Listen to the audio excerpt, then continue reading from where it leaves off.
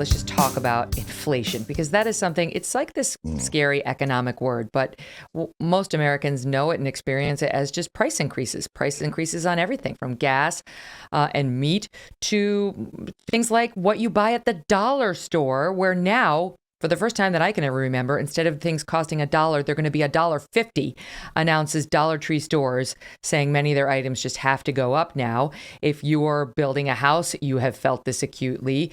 The prices are going up all over the board. And while the Biden administration continued to say, no, they're going to go back down. They're going to go right back down. So a temporary blip, they said in the spring. It isn't true. All the forecasts now are, they're getting more dire by the moment, but they're not good. The Fed is predicting inflation this year will be 4.1%, up from the June forecast of 3.4. The National Association of Business Economists, they raised the fourth quarter inflation forecast from it had been 2.8 to 5.1%. Now, even Biden's top economic advisor, who had been the most vocal in denying that $1.9 trillion, that was the COVID rescue plan, he said that's not going to trigger inflation. Now he says we're going to see inflation through at least the middle of 2022. There was a great article in Issues and Insights today by the editorial board just putting the lie to all of this. As they're predicting GDP growth is going down. So we're going to make less. We're going to spend more. And now 2/3 of the public is saying they believe inflation is going to be a long-term problem, including 59% of Democrats, because people feel it. That's something you cannot tell them not to believe their lying eyes. They feel it, and they know the difference between $1 and $1.50. So and I don't want to speak down to the audience or you or anything, but I think we have to understand things clearly. So could I just play question and answer with you on how inflation, how it works and what it is? Are you going to press the magic button again? Yes. Okay. So what is the definition of inflation? Do you know off the top of your head? This is so bad. I just feel like it's rising prices. Yeah, rising prices. It is too much money chasing too few goods. Okay.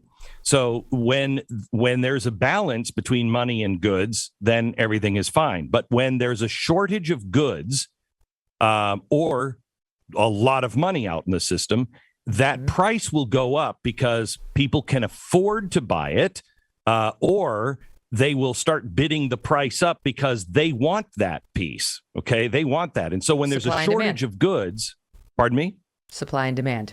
Yes, supply and demand. Okay, too much money chasing too few goods. So that's what's happening. We are on two fronts. We have COVID, which has taken a lot of stuff. How many of us now feel like I've never seen this before? Mm-hmm. I've never had to try to find at 9:00 at night an open fast food restaurant because they're all closed because nobody's working them. I've never gone into so many stores where I say, can I get that? When it will be? Oh, I have no idea when it'll be. It might be months. I've never experienced that as an American. Okay. So that's your new normal. But we haven't even hit any of this. At the same time, you have COVID taking goods off of the shelves. Mm-hmm. You're injecting all of this money through money printing to keep the economy going. They want another $3.5 trillion to do it. And so all of that money is going into the system. Every time they want to build a road, if you're trying to build a patio, the too few goods would be concrete or construction materials. Mm-hmm. And so your price will go up just because the federal government is using all of those materials. So the price continues to go up. And with so many dollars being pushed in, inflation happens. That's the Fed's job, is to control inflation. Now, how do they control inflation? How do you get, when you print too much money, how do you get all that money back to the Fed so you can burn it? Mm-hmm. I mean, they're increasing the number of goods, but increasing, but the supply, if they can increase the number on the supply side, but it's going the wrong direction. Correct. And it's going to get much worse. So you can't fix it that way. And the traditional way is the Fed raises interest rates. So when you go to buy a loan, get a loan, right now you can get a loan 3%. And that's what the bank is borrowing the money from.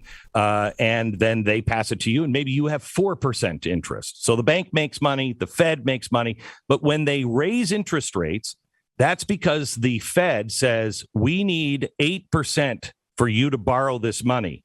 The bank then charges you 10%. But that 8% that the Fed gets, they take all that money out of the market because there's too much money, and they burn it, they destroy it. Because we have made or printed or digitized so much money, you can't imagine the interest rate that it would take.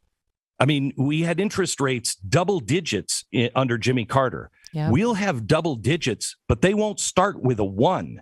They'll start with a 2 or a 3. When that happens, people can't afford their mortgages.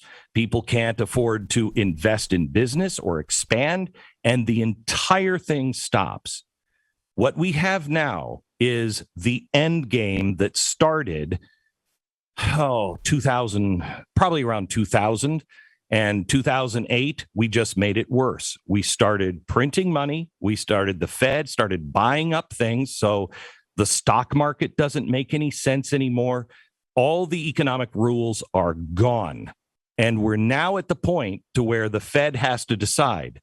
I either have to print much more money, which will make inflation worse, or I've got to try to get us out of that by raising interest rates, which last week they announced. They said they wouldn't do it for 2 years. Now they've announced it, and they're starting money tapering. So they're not going to buy as much stuff to hold this thing together. That's not going to work. It's not going to work. And you are going to see either the turning on the printing press at unbelievable volumes, or you're going to see a massive, massive crash, and one not like 2008, one that will affect the entire world, and it will put us into a situation that we haven't seen since the 1930s.